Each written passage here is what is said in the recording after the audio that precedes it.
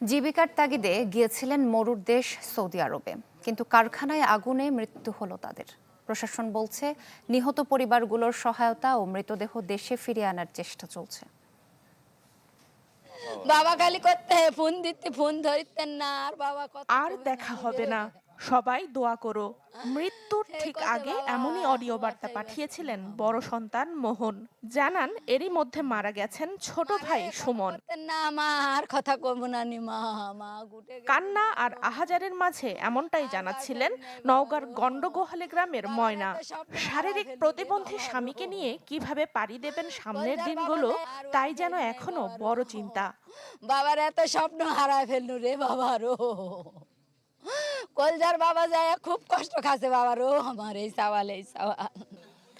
নগদ নিয়ে এলো হার না মানা হার অফার। সর্বনিম্ন 10,000 টাকা রেমিটেন্স নগদে পাঠালে থাকছে স্বর্ণের হার জেতার সুযোগ। আর একমাত্র সন্তানকে হারিয়েছেন একই গ্রামের কারিমা। এখন তার চিন্তা, কে টানবে ঋণের বোঝা। ঠিক একইভাবে নওগাঁর আত্রাই উপজেলার পারকাসুন্দা, ডুবাই, সাধননগর সহ কয়েকটি গ্রামের বেশ কয়েকজন যুবক রিয়াদে কারখানায় আগুনে পুড়ে মারা গেছেন। এদিকে সৌদি আরবের অগ্নিকাণ্ডে নিহত ৩ জনের বাড়ি নাটোরের নলডাঙ্গায়।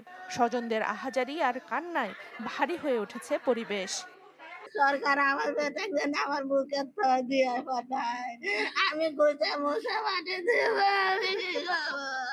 আমার সন্তানকে দেখার মতো আর কেউ দেখলো না গো। প্রশাসন বলছে মরদেহগুলো ফিরিয়ে আনতে সংশ্লিষ্ট দূতাবাসে কথা বলছেন তারা। সানজিদা শান্তা, চ্যানেল 24।